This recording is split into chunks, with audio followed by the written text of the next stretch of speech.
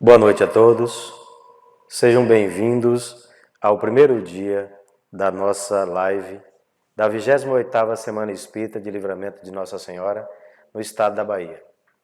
Esse ano temos como tema central o Evangelho como caminho ético. A começar de hoje, dia 4 de julho, até domingo, dia 10, estaremos sempre iniciando às 20 horas. Esperamos contar com a participação de todos os irmãos e irmãs do Ideal Espírita e também dos irmãos internautas de modo geral. Para darmos início às nossas atividades, convidamos o nosso irmão Clemente Bulhões para a nossa prece inicial.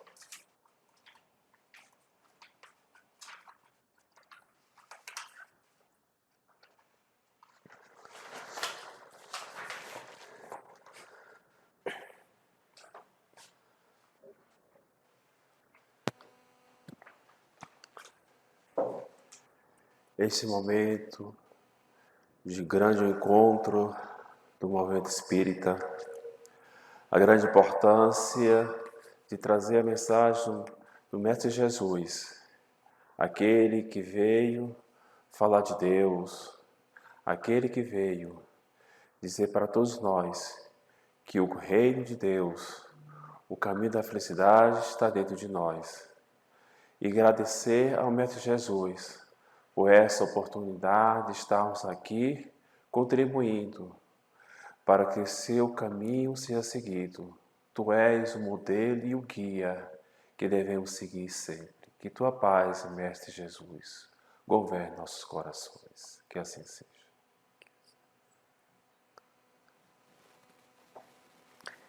Convidamos a todos para assistirmos a um breve vídeo, onde apresentaremos alguns trabalhos realizados ao longo dos anos pelas nossas casas espíritas aqui de Livramento, como forma de levarmos um pouquinho do nosso cotidiano, do nosso movimento espírita para a sociedade.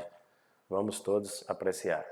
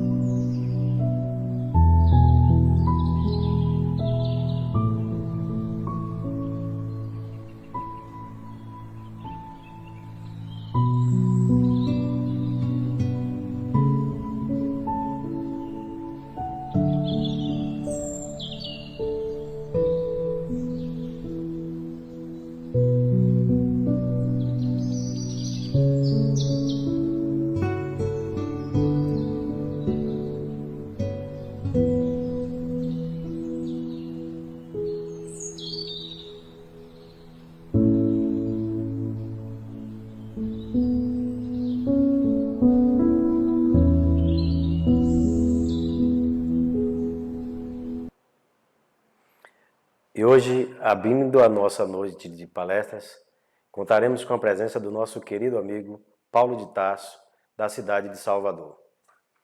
Paulo de Tarso Araújo Souza, analista de sistema, palestrante da Federação Espírita do Estado da Bahia e também trabalhador do Centro Espírita Maria Imaculada em Salvador. Para falar sobre o tema O Significado da Vida, passamos a palavra para o nosso querido amigo Paulo de Tarso.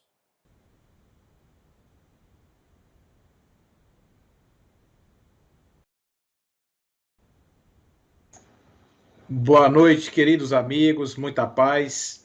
Que a paz do nosso querido Mestre esteja em nossos corações. Que a espiritualidade amiga, boa, que nos ajuda na divulgação da doutrina espírita, esteja conosco nesse instante, para que possamos estar todos aqui unidos nesses laços de luz, nesses laços de paz. Eu quero, desde já, agradecer ao convite para estar participando desta 28ª Semana Espírita da cidade de Livramento de Nossa Senhora. Uma cidade que eu aprendi a gostar bastante pela receptividade, pelo calor das pessoas, por esse acolhedor, essa acolhedora forma carinhosa de receber a todos nós que chegamos aí na qualidade de palestrantes. E estamos aqui hoje, nesse dia de abertura da Semana Espírita, especificamente fazendo aqui as vezes da nossa querida Luziane Bahia, que está cuidando das suas crianças, nesse momento, fazendo o seu papel de mãe, para além daquele papel que ela faz muito bem, que é o de divulgadora da doutrina espírita. Então, eu queria agradecer e pedir que as bênçãos do Pai Celestial, nesse instante, caiam sobre a nossa irmã, trazendo à sua família votos de luz e paz. E a todos nós que estamos aqui, que estejamos cobertos aí pela égide do Altíssimo para a realização dessa nossa live no dia de hoje. Eu gostaria só de pedir a Thales que fechasse um pouquinho o microfone aí, que está vazando para mim aqui. E obrigado, irmão. E a gente pudesse a nossa conversa de hoje falando sobre um dos temas mais recorrentes e antigos da humanidade. Talvez esse seja um dos temas que mais nós estamos acostumados a lidar, porque, afinal de contas, desde que nós nos tomamos como seres conscientes, que nós temos a ideia de que existe um algo para além da vil realidade, da vã realidade que nós estamos aqui em contato. No caso específico, nós falamos sobre um sentido, nós falamos sobre um significado da vida, falamos sobre algo que está para além da experiência tangível, algo que está para além daquilo que eu posso ter, daquilo que eu posso experimentar, algo que possa simplesmente ser subjacente a tudo isso e que, de certa maneira, me complementa, me dá estímulo, me dá vontade de prosseguir, de caminhar sempre em direção a esse objetivo, cujo significado é dado por essa descoberta que nós estamos aí a todo tempo, não é, fazendo as perguntas ao cosmos, fazendo perguntas à filosofia, à ciência, etc., para tentarmos, então, desvendar esse grande mistério da existência, que, pela ausência desse sentido, desse significado, nós encontramos hoje muitas dificuldades com a situação do ser humano em vida na realidade cotidiana, porque esses seres humanos que somos nós, estamos perdidos, estamos ainda um tanto quanto, por falta justamente dessas respostas, nós ainda estamos batendo cabeça com os desafios cotidianos. Os desafios cotidianos do trabalho, os desafios cotidianos das relações, os desafios cotidianos dos encontros, os desafios cotidianos das transcendências, dos desejos da transcendência, enfim, tudo isso hoje para nós representa pedras de tropeço pela falta justamente de um significado, de um sentido que nos dê mais luz sobre o que é ser humano. O fato é que na questão 566 do Livro dos Espíritos, Allan Kardec, fazendo uma digressão a respeito dessas condições dos seres humanos, ele vai trazer um comentário em que o espírito, nas sucessivas encarnações, ele deve saber tudo. Mas qual é o objetivo de um espírito saber tudo? O espírito deve saber tudo na medida em que ele seja capaz de evoluir até a perfeição. Questão 132 de O Livro dos Espíritos. Para que Deus, encarnação? A resposta é: Deus faz isso para que o espírito atinja o grau máximo da sua atualização das potências, portanto, chegue à culminância, que é a perfeição. O que é a perfeição do ponto de vista evolutivo? É o ato mais grandioso possível em algo que consiga atualizar-se de tal maneira que não haja mais espaço para nenhum tipo de crescimento, não haja mais um tipo de progresso possível para aquele ser. Então, ele está em estado de perfeição quando ele adquire esta condição de plena atualização de potência.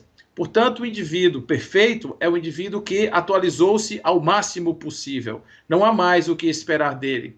Então, em perfeição, em falando de perfeição, não há melhoria, não há mais progresso quando a perfeição é atingida, porque ela já representa a culminância da escala evolutiva daquele ser.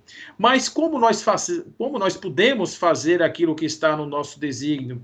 Como nós podemos evoluir em direção à perfeição se não sabemos sequer quem somos? A função principal do conhecimento é saber. Antes de mais nada, conhecer significa estarmos cientes dos pés que pisamos, do chão que estamos caminhando, estarmos cientes da nossa condição atual de vida, onde estamos, para onde vamos, como vamos. Isso tudo está no rol do conhecimento. Isso tudo faz parte das funções precípuas do saber. Então, se nós não sabemos quem somos, o que estamos fazendo aqui, como nós podemos saber para onde ir? É por esse motivo que muitas vezes atiramos a esmo, saímos por aí perdidos, sem saber exatamente aonde colocamos as nossas fichas existenciais, razão pela qual existem plurais formas de manifestação da existência.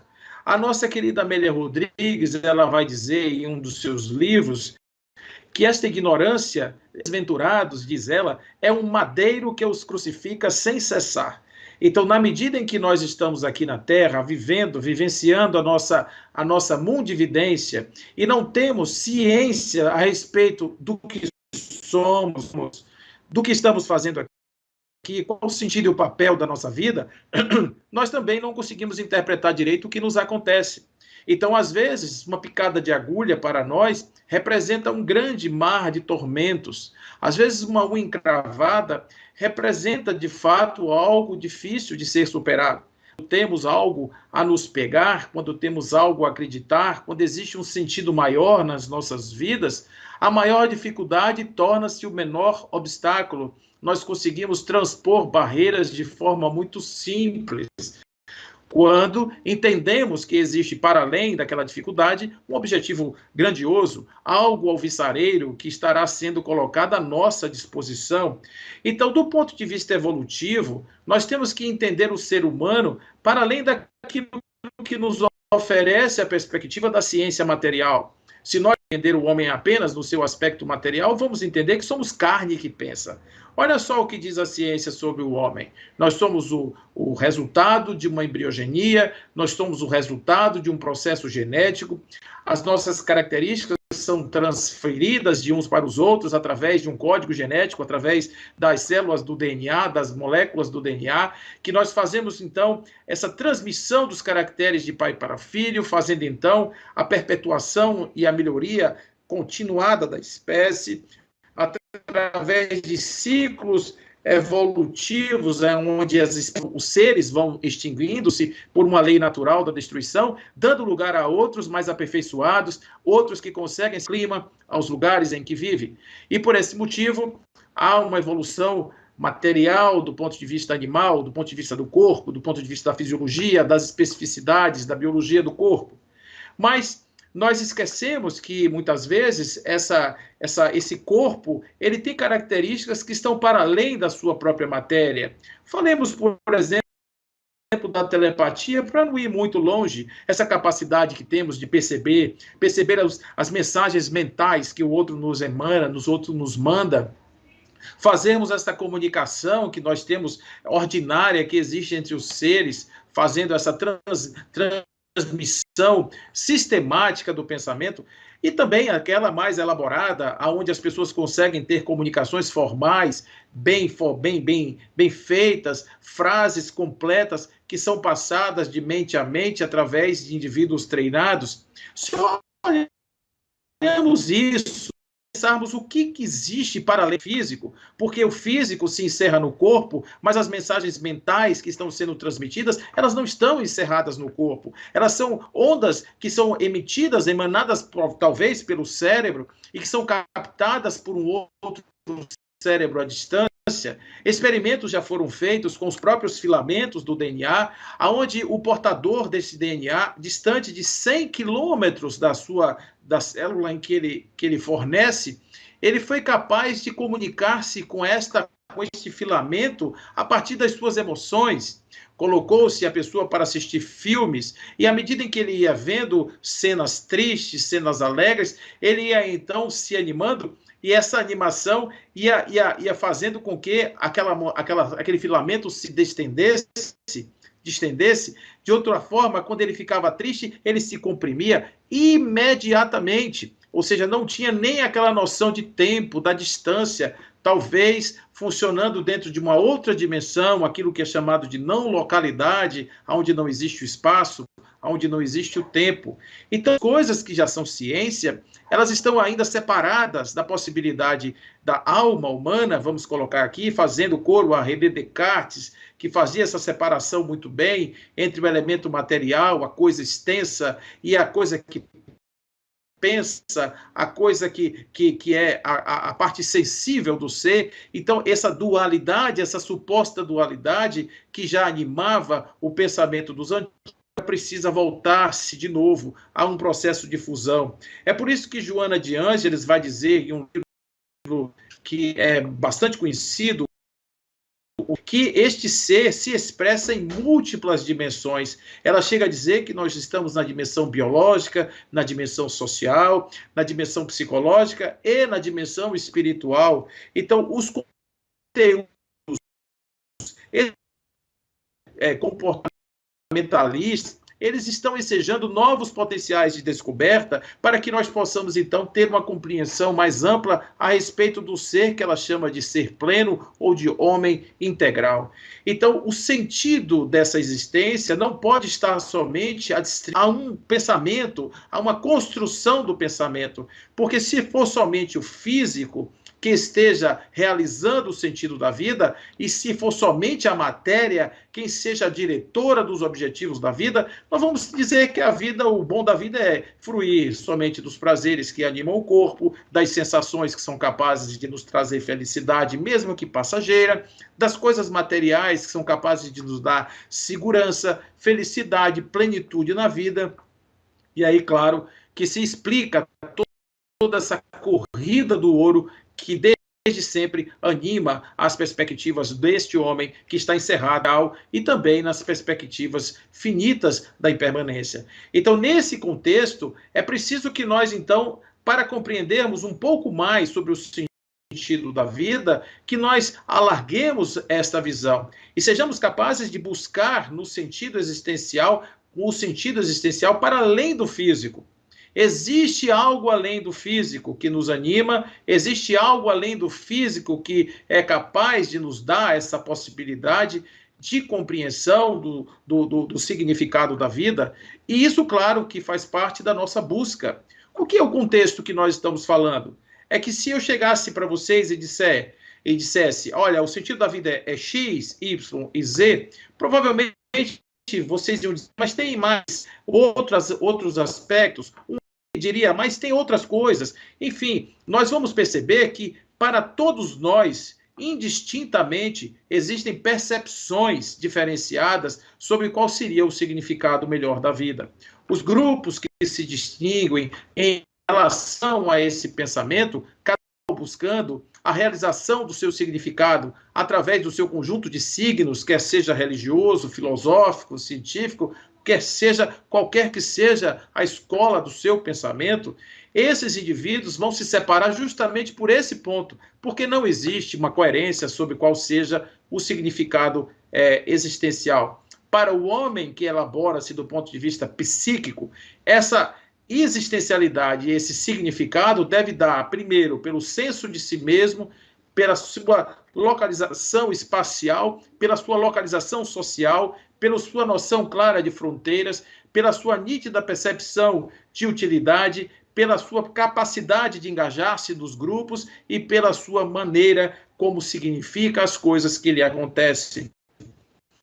Então, consegue elaborar esses níveis de uma maneira tal que essas coisas começam a encaixar-se como um plano perfeito que leva a destinações gloriosas, esse indivíduo, então, torna-se um ser pleno, um ser motivado, um ser feliz, e a sua vida passa a ter significado. Me lembro aqui das palavras de Viktor Frankl, quando ele, animado pelas experiências que teve na ação, ele conseguiu desenvolver a sua logoterapia, que nada mais é do que a busca do sentido. Então, antigamente, buscava-se um significado da vida através do processo terapêutico, e aí agora ele inverte essa ordem e estabelece a busca do significado como método terapêutico, ou seja, o significado é a terapia.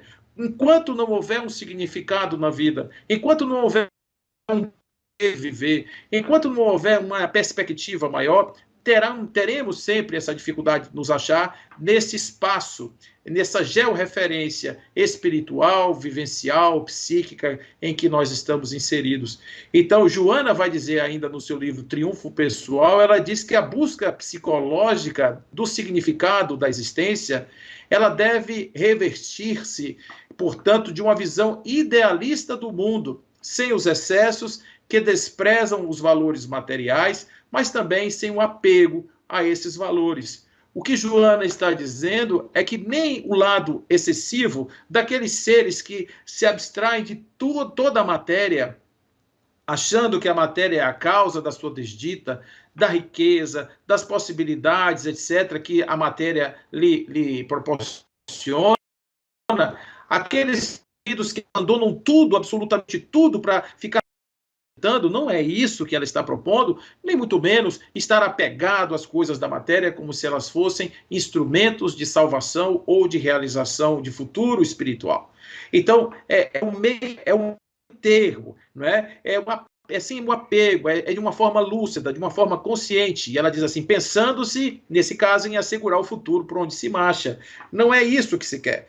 O que se quer é um processo de usufruto da realidade material, aonde esta nos seja oferecida de uma maneira tal que nós possamos, então, passar por ela sem os apegos e também sem desprezar as possibilidades que essa matéria vai nos trazer. Então, se não fosse necessário o dinheiro na Terra, se não fosse necessária essa ciência, se não fosse necessária essa visão um pouco mais tão material, certamente que ela já estaria banida da nossa sociedade. Ela faz parte do nosso conhecimento, faz parte do nosso crescimento, é parte do nosso processo de evolução. Portanto, estarmos nesse mundo com todas as vicissitudes do mundo é parte do nosso processo de busca pelo significado da existência. Mas, claro, quanto mais nós passarmos por essas experiências, às vezes exitosas, outras não, com uma visão de significado presente, agora, real, de que a parte que nos cabe nesse instante é um conjunto, ou faz parte de um conjunto maior, que é o meu significado da existência enquanto um ser que caminha para a perfeição. Quanto mais eu conseguir me achar assim, mais realizado do ponto de vista, e pleno do ponto de vista existencial eu estarei. Então, o Dr. Rolomei, que é aquele que diz que o homem perdeu-se, o homem perdeu o endereço de si mesmo, que traz uma experiência belíssima a respeito dessa busca do significado, escreve um livro, O Homem em Busca de Si Mesmo. Ele me traz um dado que eu fiquei particularmente curioso e também eu fiquei assim assustado, né? Porque eu achava que no século passado, no início do século passado, era todo mundo assim, o other world, todo mundo achando que as coisas eram maravilhosas. E que não tinha os problemas da pós-modernidade, essa coisa do vazio existencial. E nesse livro, que foi escrito na década de 50 do século passado, ele fala uma coisa interessante, ele diz o seguinte, que o maior problema da década de 20 do século passado, portanto, no início do século 20, era o vazio existencial. Então, o vazio existencial que hoje ceifa a vida de 800 mil pessoas por ano, essa pandemia, essa coisa horrorosa que existe entre nós ainda, isso daí já existia no início do século 20, com esse nome de vazio existencial, claro, uma população menor, ainda os problemas de uma gravidade não tão graves, não tão acentuadas como agora. A presença dos entorpecentes que nós possuímos hoje, que tem a avassaladora ação catalisadora de jogar uma pessoa no abismo mais profundo. Então, como não existia isso ainda nessa época, nas proporções industriais que nós temos hoje, havia um vazio existencial, totalidade talvez menor do que o que nós percebemos hoje. O fato é que nós estamos passando por uma sociedade de reputações, uma sociedade onde o significado vai se perdendo na medida em que as coisas se tornam líquidas, como diz Zygmunt Bauman. A gente vai olhando as coisas e não vai entendendo as ações que nós podemos ter com cada uma delas, quer seja uma ideia, quer seja uma música, quer seja a cultura, e o pior, pessoas. As pessoas também estão liquefeitas nas relações humanas, de tal forma que nós não conseguimos manter essas relações como antigamente se fazia, ou como antes se fazia, ou como deveríamos fazer, relações intensas, relações de trocas mais efetivas. Elas não estão sendo feitas, elas estão numa superficialidade. A sociedade pós-moderna, portanto, é uma sociedade de reputações. O significado para muitas pessoas da vida hoje é ser aceito numa rede social, é ter muitos engajamentos, é ter muitos seguidores, é ter muitos likes, é estar aí na moda, né, no chamada liderança das redes sociais. Então, para muitas pessoas, o significado da vida é estar nessa posição. Para outros, porém, é a beleza. Para outros, é buscar a beleza a qualquer preço, sermos aceitos, sermos admirados e desejados. Para uns são dessa forma. O fato é que, enquanto não tivermos a visão alargada do ser, enquanto não tivermos a possibilidade de fazermos isso de uma maneira mais ampla, nós estaremos, então, fadados a diminuir a importância e o significado das nossas vidas. Então, Rollo May diz assim, muita gente julga o valor de suas ações não baseada na essência, e sim na maneira como essas ações são recebidas. É como se o sujeito adiasse o próprio juízo até conquistar o público. Olha que coisa atual, isso é de hoje, isso é absolutamente de hoje. Ela diz assim, o sujeito passivo, para quem o ato é praticado, tem o poder de torná-lo eficaz ou ineficaz em lugar de quem o praticou. Ou seja, ao invés de buscarmos o significado das coisas que fazemos por nós mesmos e vivermos uma vida simplesmente porque queremos viver, fazer as coisas porque achamos que faz sentido, estarmos livres desse grande pensamento de manada que nos cerca hoje na globalidade, e fazermos isso porque queremos, porque achamos que é coerente, mesmo que seja contra a grande maré dessa normalidade que os nossos queridos Pierre Weil, Crema e Jean-Yves Leloup vão escrever no livro Normose, a doença da normalidade. Portanto, é tudo muito previsível quando olhamos que, à medida em que nos afastamos de nós mesmos, à medida em que buscamos o significado da nossa vida nas coisas e não nas pessoas, nós encontramos, então, finitudes cada vez mais próximas e tipos de mortes cada vez mais plurais no existir no mundo moderno. Então, nós temos hoje, ainda, para agravar um pouco mais a nossa consequência, a nossa situação de vida, temos situações que dificultam bastante as relações. Esse convívio compulsório promovido pelo Covid-19, essa hiperconvivência que levou pessoas a estarem mais nas suas casas, convivendo uns mais com os outros, levando ao acirramento de questões mal resolvidas, que antes estavam colocadas embaixo do tapete e agora têm a obrigação de serem enfrentadas no convívio social mais intenso. Então, isso leva à impossibilidade do indivíduo sair desse ambiente, a fugas eventuais, os seus chamados suas chamadas horas felizes ou happy hour, né? Esse momento de horas felizes reduzido por conta das circunstâncias, esse acirramento das diferenças, essa hiperseparatividade que nós encontramos agora em todos os grupos, os pequenos grupos, as minorias, cada qual formando fronteiras mais rígidas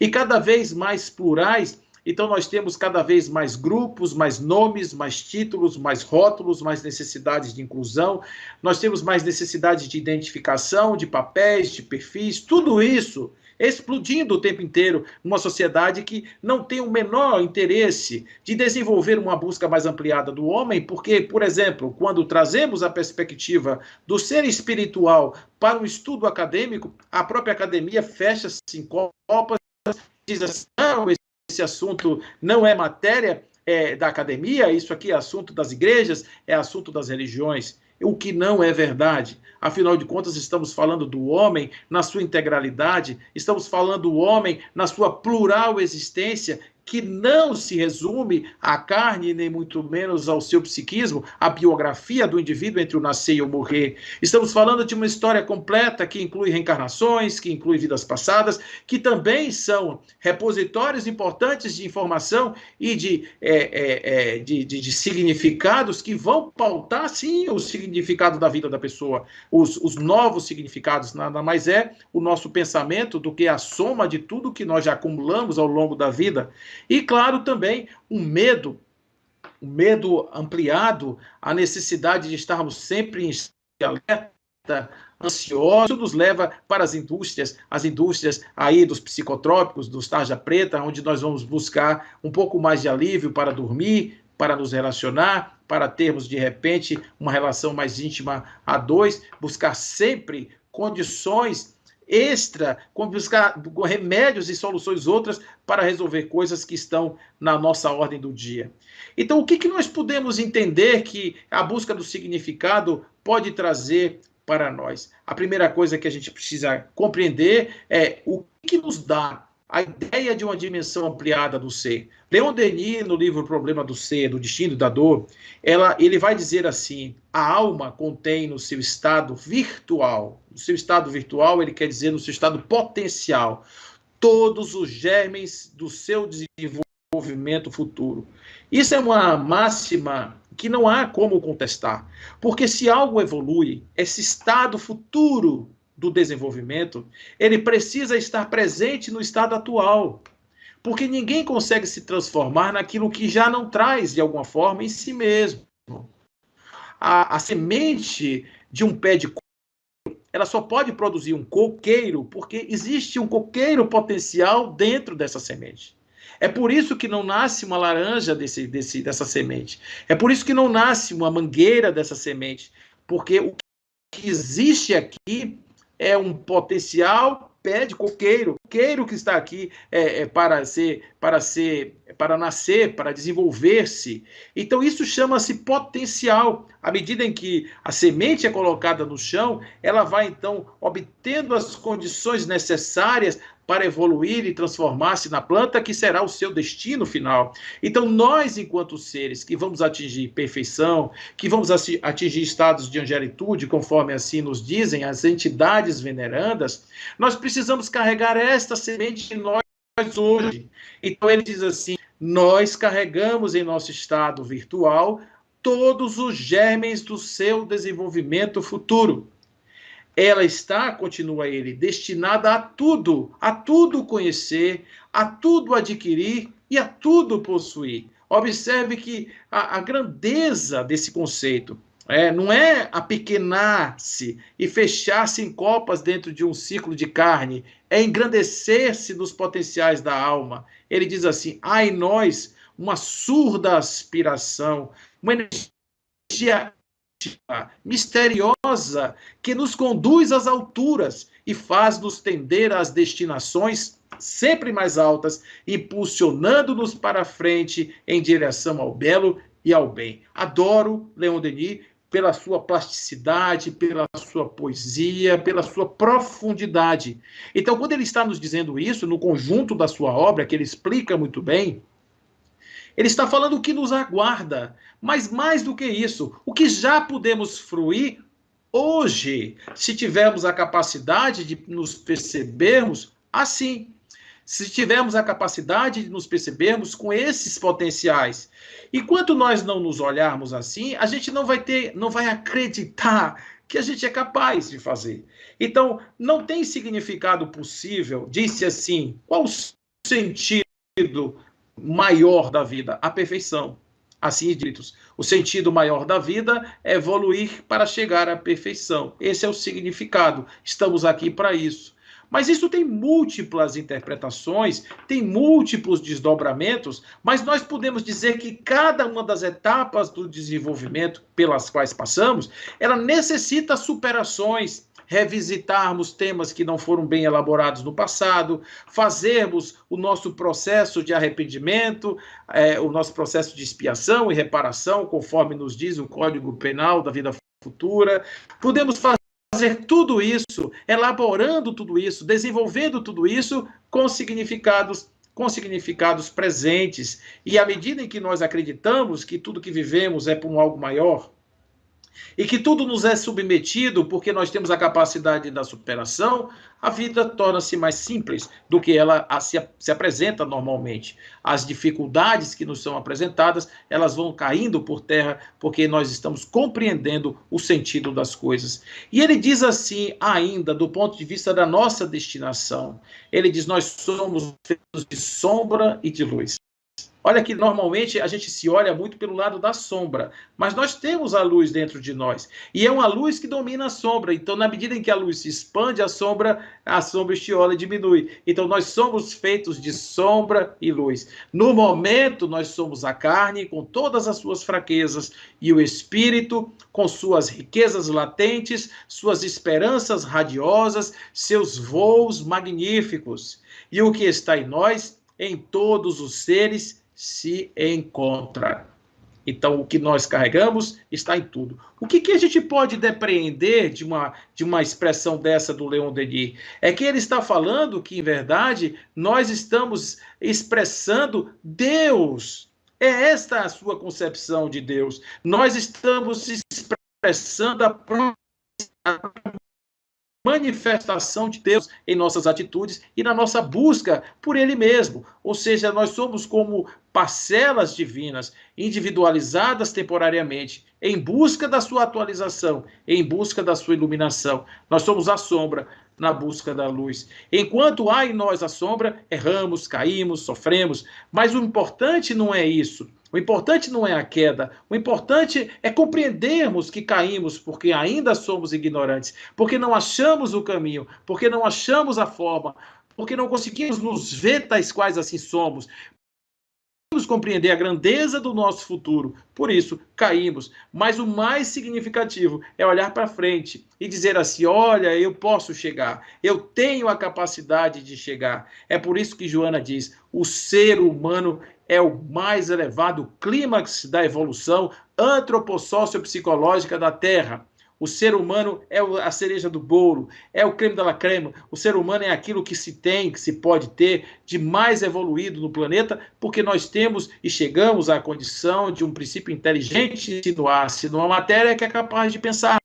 E por esse motivo nós pensamos, evoluímos e nos desenvolvemos. Então, a partir daí, a gente começa a buscar essa individuação, buscar essa plenitude, buscar isso em nós. Como é que nós vamos conseguir se a sociedade cotidiana nos tira o tempo todo de dentro dessa busca? Nos distrai para fora, são as distrações do mundo. O espírito Lázaro diz assim, no começo são instintos, depois sensações. Então, quando buscamos somente esse lado externo, nós estamos simplesmente retardando o nosso passo. Não que a gente não vá lá se divertir, porque isso é bom, maravilhoso, estar com os amigos, comemorar, claro que sim. Mas o tempo todo, isso pode nos tirar do verdadeiro foco, que é a busca de nós outros, a busca da identidade.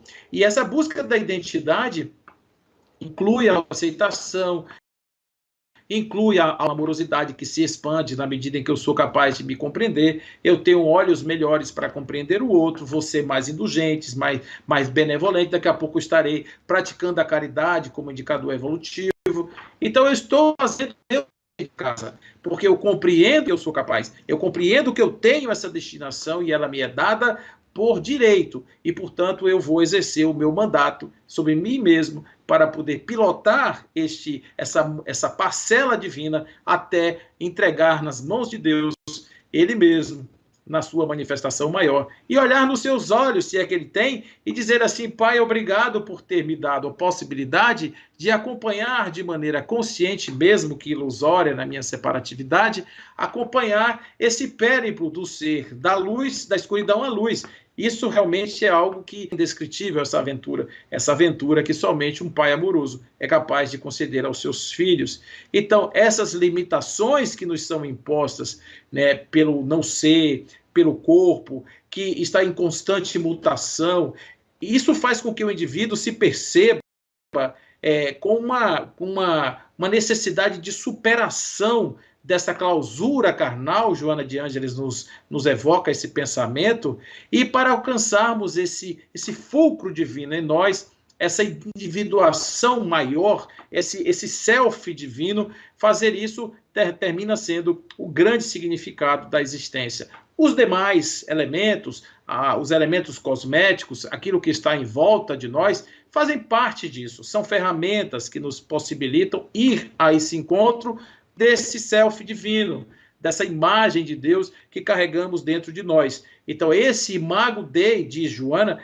é uma mola propulsora para o desenvolvimento espiritual do homem. É ela que nos faz estar sempre inquietos, buscando essa realização, buscando essa completação para além da nossa mera condição existencial. Agora, é claro que quando eu estou vivendo, estou buscando significados, eu preciso pensar um pouco como eu me coloco na vida, de que maneira eu posso ser de que maneira eu posso encontrar essas formas. É claro que tudo isso vai acontecer, gente, de uma maneira ou de outra. Eu serei levado, todos seremos levados a essa condição, mas agora, nesse exato momento, enquanto ainda experimento os estertores da minha ignorância, eu tenho algumas coisas que eu não posso esquecer. Por exemplo, tem coisas que eu não consigo controlar, tem coisas que eu não consigo perceber, eu não consigo atuar sobre, eu não consigo mudar o sentido das coisas.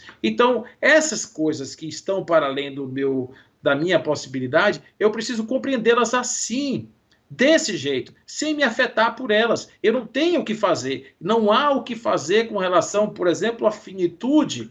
Então, por que vou perder meu tempo com ela? Por que vou ficar ocupado com as suas implicações, se eu sei que querendo, não querendo, gostando, não gostando, ela estará presente? Então, o que eu tenho que fazer? Aceitar, aprender a distinguir entre aquilo que eu posso mudar, aquilo que eu não posso mudar, e ter tranquilidade para passar por esses estágios, entendendo que isso faz parte do processo da vida, do processo da evolução. A gente fica mais leve quando faz isso. Uma coisa importante nesse contexto é o outro.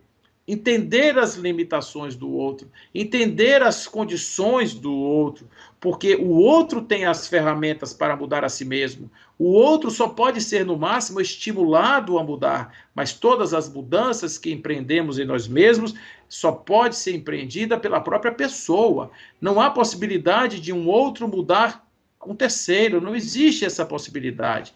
É preciso que a gente compreenda que as nossas condições, elas estão adstritas à nossa vontade, ao nosso desejo, à nossa força de realizar. Então, se eu não posso, de repente, controlar as coisas, eu vou me ocupar, eu vou me preocupar, eu vou trabalhar naquilo que eu posso fazer, aquilo que eu posso mudar. Eu vou manter atenção nas coisas que dependem de mim, do meu viver, do meu querer, dos valores que eu internalizo na minha cabeça, das coisas que eu falo e que eu trago para dentro do meu mundo mental. Tudo isso, em verdade, faz parte dessa construção, essa construção que eu elaboro na medida em que eu vou me formando no mundo. Então, se eu começar a encher minha cabeça de porcaria, se eu começar a encher minha cabeça de incoerências, Com que material eu vou elaborar pensamentos superiores? Não tem como. Então, de um determinado momento, eu preciso fazer uma troca, uma substituição de conteúdos. Eu preciso trazer assim. E outra questão é que eu não vou me afetar mais tanto pelos desequilíbrios do outro, porque o desequilíbrio do outro é um problema do outro. Eu vou aprender a compreender os estágios evolutivos e simplesmente me colocar de uma forma tal que eu não seja afetado por isso da forma como sou hoje. Então, as coisas que estão sendo me apresentadas, elas são apenas reflexos da minha percepção. Ou seja, dificilmente eu posso crer que as coisas que eu estou vendo, que eu estou percebendo, elas são do jeito que são, ou pelo menos que são do jeito que eu acho que são. As coisas podem ser de outro jeito. Então, eu tenho que entender que muitas vezes as aparências das coisas não representam a sua essência. Então, aprender a ouvir mais a natureza, prestar mais atenção ao dinamismo das forças para ter outros olhos de ver a realidade, ter um coração aberto para a possibilidade de ressignificar as coisas. Isso tudo vai me trazer possibilidades novas e renovadas para que eu possa sofrer menos nesse existência. E claro que eu tenho que controlar aquilo que é a fonte dos meus desejos. Os desejos são ainda necessidades de saciação da criança que eu carrego dentro de mim e que ainda precisa dessa realização para afirmar-se diante do mundo.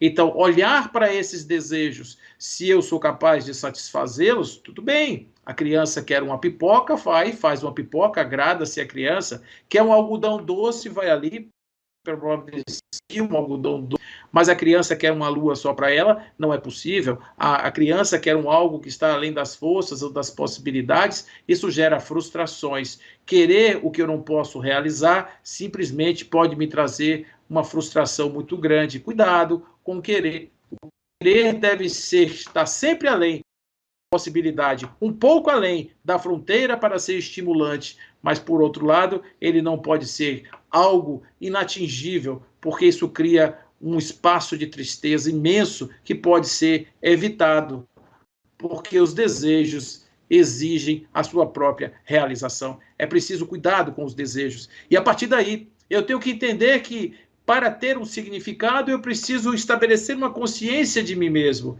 E Joana vai dizer assim, que a autoconsciência afirma-se na medida em que o ser descobre um objetivo essencial, que é a autoidentificação, percebendo todos os valores que se lhe encontram em latência, todos os valores que estão lá no fundo da alma e que podem ser desenvolvidos, aguardando o desenvolvimento de Joana das possibilidades para torná-los vibrantes e partir vida.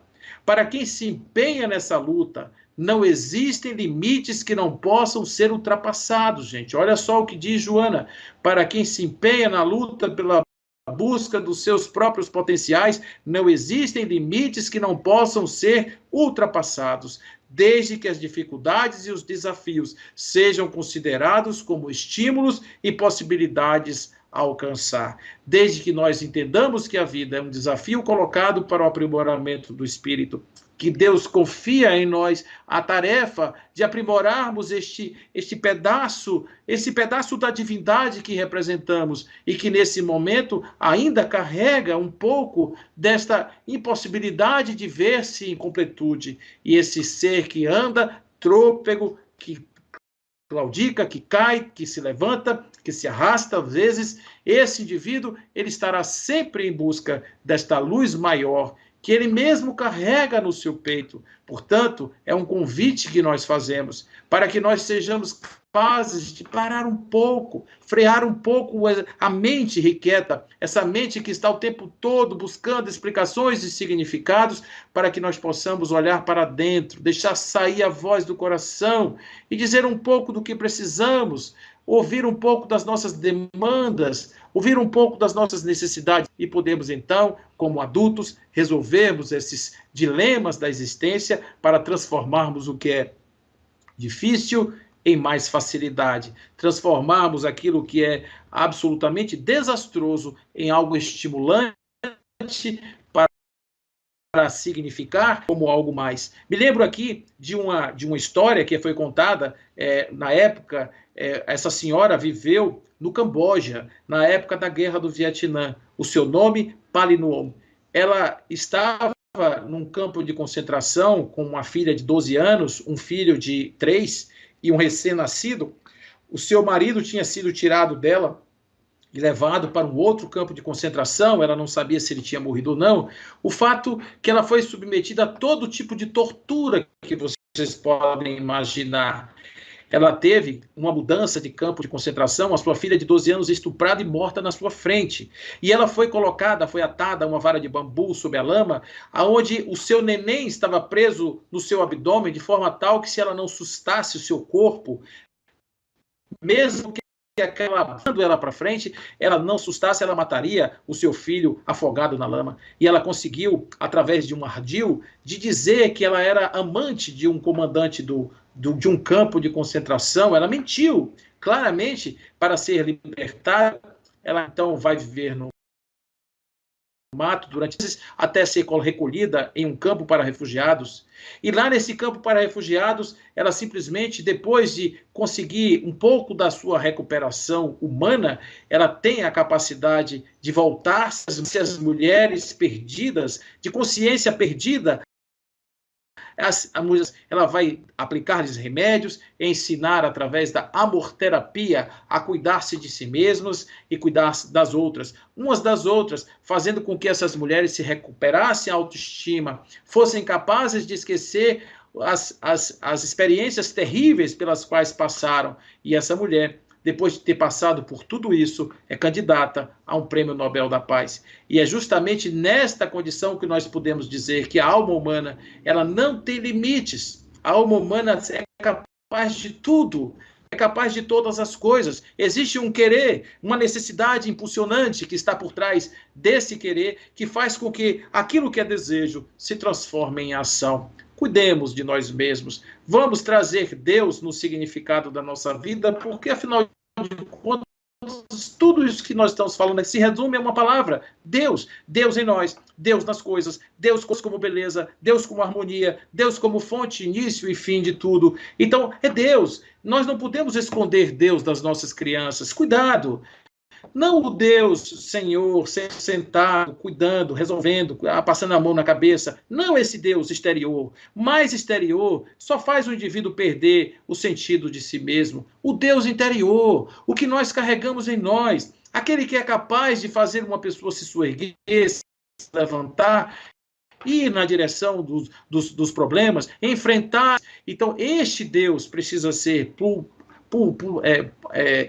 popularizado, ele precisa ser divulgado com mais intensidade. Nós precisamos trazer e nos lembrar que ele está presente. Na presença desse Deus, nada existiria. Não existiriam suas leis, não existiria o cosmos, não existiria absolutamente nada. Ele é a inteligência suprema e é a causa primária de todas as coisas. E é por esse motivo que nós vamos entender que, quando Michelangelo dizia na sua frase, ele estava diante de uma... E ele dizia assim: onde está Davi? Ele tira da pedra o que não é Davi e que sobra é Davi. E ele dizia assim: concentra-te e faze como o escultor faz quando quer aformosear a sua obra. Tira o supérfluo, aclara o obscuro, difunde a luz por toda parte e por tudo, e por tudo, sempre, jamais largues o cinzel. Jamais deixe de trabalhar, jamais deixe de existir. A arte do encontro, a arte de estarmos juntos, a necessidade de estarmos juntos hoje, esse corpo que nos reduz, que faz com que nós, diferentes seres em estágios evolutivos diferentes, possamos coabitar na mesma casa. Isso é muito importante e a vida nos oferece isso dentro de um átimo diminuto de tempo. Em 60 mil anos, adquirimos a mente. 40 mil anos é muito pouco na contagem evolutiva do corpo. Imaginem, uma vida de 80 anos, 100 anos, não é nada no processo evolutivo, mas é o tempo curto que temos para abraçar, pedir perdão, aprendermos a amar, andarmos um passo a mais na direção da nossa luz. Portanto, que seja a nossa luz esta que nos guia, que nos orienta e seja o sentido da nossa vida, encontrarmos Deus em nós a qualquer preço, todos os dias das nossas vidas, fazendo tudo. E lá no Evangelho nós vamos encontrar talvez o resumo de tudo que falei.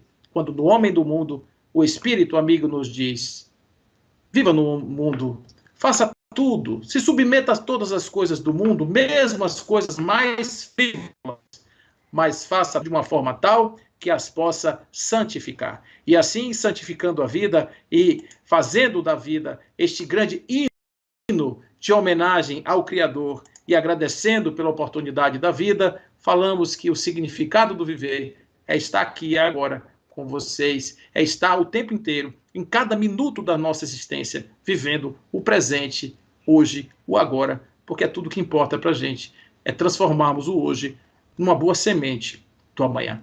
Fiquem com Deus, que assim seja.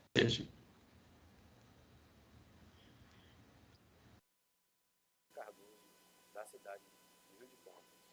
Muita paz a todos.